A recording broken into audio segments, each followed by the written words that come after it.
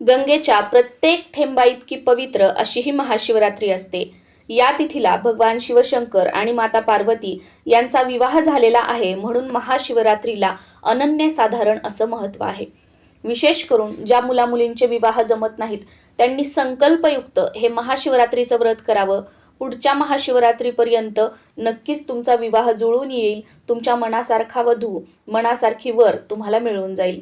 आणि ज्या नवरा बायकोंचं जमत नाही, सतत नवरा बायकोंमध्ये वादविवाद वगैरे होतात, तर त्यांनी सुद्धा संकल्पयुक्त हे व्रत करा। बघा, तुम्हाला खूप चांगले अनुभव येतील, तुमच्या नात्यामध्ये गोडवा येईल।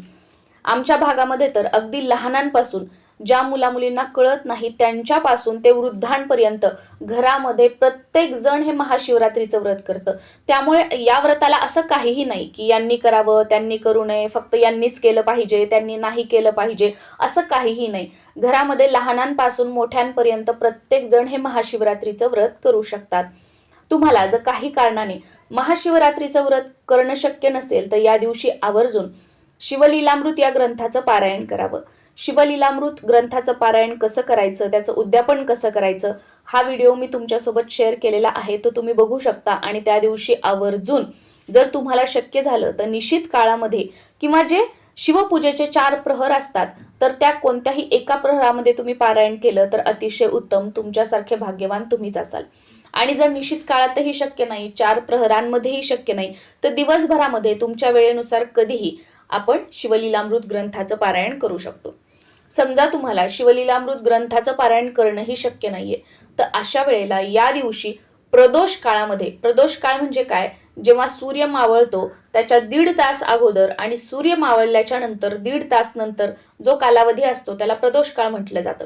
आपल्या रोजच्या भाषेत सांगायचं झालं तर दिवे लागण्याची वेळ।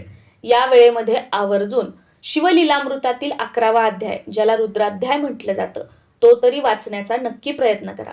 आणि जर तुम्हाला वाचणं काहीच शक्य नसेल तर तुम्ही मोबाईलवर संपूर्ण शिवलीलामृत ग्रंथ ऐकू शकता किंवा शिवलीलामृतातील 11वा अध्याय सुद्धा तुम्ही ऐकू शकता।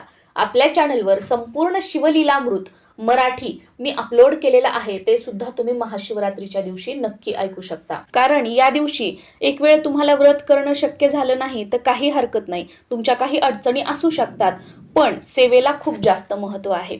या दिवशी आवर्जून घरच्या घरी व्रत जरी नाही केलं तर आपण शिवलिंगाचं पूजन तर नक्कीच करू शकतो। सकाळी देवपूजा करताना किंवा निश्चित काळामध्ये किंवा शिवपूजेचे जे 4 प्रहर आहेत त्यामध्ये किंवा प्रदोष काळामध्ये शिवपूजन आपल्या घरी आवर्जून करायचं आहे। अतिशय साध्या व सोप्या पद्धतीने, खूप काही अवघडामध्ये केलं, अवघड पूजा केली म्हणजेच पूजा केली, शिवशंकर आपल्यावर प्रसन्न होणार, इच्छा पूर्ण होणार, असं आहे का? अजिबात नाही। एक गोष्ट लक्षात घ्या, देव हा भक्तीचा विषय आहे, भीतीचा विषय नाही। त्यामुळे आपापल्या परीने आणि प्रत्येकाची भक्ती करण्याची, सेवा करण्याची पद्धत ही वेगवेगळी असू शकते। त्यामुळे मी जसं सांगितलं आहे किंवा अजून कोणत्या व्हिडिओमध्ये तुम्ही कसं बघितलेलं आहे तसं केलं म्हणजेच बरोबर आणि तुम्ही जे करताय ते चुकीचं, असं अजिबात नाही। तुम्ही ज्या प्रकारे सेवा करताय तीही बरोबर आहे, मी ज्या प्रकारे करते तेही बरोबर आहे आणि समोर व्हिडिओमध्ये तुम्ही ज्या प्रकारे पूजा केलेली बघताय तेही बरोबर आहे। कारण प्रत्येकाची सेवा करण्याची, पूजापाठ करण्याची, भक्ती करण्याची पद्धत ही वेगवेगळी असू शकते। आता घरच्या घरी शिवलिंगाची पूजा करण्यासाठी तामणामध्ये शिवलिंग ठेवायचं, त्यावर सुरुवातीला स्वच्छ पाण्याने, त्यानंतर दुधाने किंवा पंचामृताने आणि परत स्वच्छ पाण्याने अभिषेक करायचा। शिवलिंगाला भस्म अर्पण करायचं, पांढरी फुलं अर्पण करायची, बेलपत्र अर्पण करायचं। तुम्हाला जर मिळालं तर बेलफळ किंवा धोत्र्याचं फूल, धोत्र्याचं फळ सुद्धा तुम्ही अर्पण करू शकता। आणि 108 बेलपत्र मिळाली तर आवर्जून शिव अष्टोत्तर नामावली म्हणत म्हणत 108 बेलपत्र शिवलिंगावर अर्पण करायची आहेत। शिव अष्टोत्तर नामावली तुम्हाला येत नसेल तर आपल्या चॅनलवर मी ती अपलोड केलेली आहे। या प्रकारे साधी सोपी पूजा आपण करू शकतो। आणि हा अभिषेक करत असताना ओम नमः शिवाय किंवा नमः शिवाय या मंत्राचा आपल्याला जप करायचा आहे। या दिवशी शिवपूजेबरोबरच व्रताला जितकं महत्त्व आहे तर तितकंच महत्त्व 750 वातींची शिवरात्र वात भगवान शिवशंकरांना अर्पण करण्याला सुद्धा महत्त्व आहे। तुम्हाला उपवास करणं शक्य नसेल, तुम्हाला शिवलीलामृत ग्रंथाचं पारायण करणं शक्य नसेल, रुद्राभिषेक तुमच्याकडून झाला नाही, शिवपूजा तुमच्याकडून घडली नाही, तर 750 वातींची शिवरात्र वात या दिवशी आवर्जून भगवान शिवशंकरांना अर्पण करा। आमच्याकडे तर बघा, माझी आजी, माझी आई, माझ्या सासूबाई घरच्या घरीच ही वात बनवतात आणि तीच वात आम्ही भगवान शिवशंकरांना अर्पण करतो. पण तुम्हाला घरी ही शिवरात्र वात बनवणं शक्य नसेल तर आजकाल पूजा साहित्याच्या दुकानामध्ये सुद्धा ही शिवरात्र वात मिळते, तुम्ही विकत आणू शकता. आणि जर का तुम्हाला शिवरात्र वात विकत मिळाली नाही तर अशा वेळेला काय करायचं, ज्या उभ्या वाती असतात ना त्या 750 आपण विकत आणायच्या. घरी आणल्यानंतर त्या मोजायच्या, 750 वातींची एक वात बनवायची आणि ती आपल्या शिवरात्र वात म्हणून भगवान शिवशंकरांना अर्पण करायची आहे. सकाळी पूजा झाल्यानंतर किंवा संध्याकाळी प्रदोष काळामध्ये आपण घरच्या घरी ही शिवरात्र वात भगवान शिवशंकरांना अर्पण करू शकतो. किंवा तुमच्या घराच्या आजूबाजूला कुठे महादेवाचं मंदिर असेल तर त्या महादेवाच्या मंदिरामध्ये संध्याकाळी प्रदोष काळामध्ये जाऊन सुद्धा तुम्ही ही शिवरात्र वात भगवान शिवशंकरांना अर्पण करू शकता. ही शिवरात्र वात घ्यायची, शुद्ध गाईचं तूप घ्यायचं, त्यामध्ये ही वात भिजवायची, एक मोठी पणती घ्यायची, इथे स्क्रीनवर तुम्हाला दिसतीये बघा अशी मोठी पणती घ्यायची, त्यामध्ये तुपात भिजवलेली ही शिवरात्र वात ठेवायची. किंवा तुम्ही एक मोठं निरांजन सुद्धा घेऊ शकता, त्याच्यामध्ये ही वात ठेवायची. त्यानंतर हळद कुंकू या वातीला लावायचं, अक्षदा अर्पण करायच्या. तुमची एखादी इच्छा असेल तर ती बोलून दाखवायची आणि घरच्या घरी किंवा महादेवाच्या मंदिरामध्ये ही वात आपल्याला प्रज्वलित करायची आहे. घरच्या घरी प्रज्वलित करायची असेल तर देवघरासमोर किंवा तुम्ही वेगळी महाशिवरात्रीची पूजा मांडणी केलेली असेल तर तिथे समोर आपल्याला प्रज्वलित करायची आहे. आणि महादेवाच्या मंदिरामध्ये जर करायची असेल तर तिथे गेल्यानंतर अगोदर शिवपूजन करून घ्यायचं आणि त्यानंतर तिथे महादेवाच्या समोर ही वात आपल्याला प्रज्वलित करायची आहे.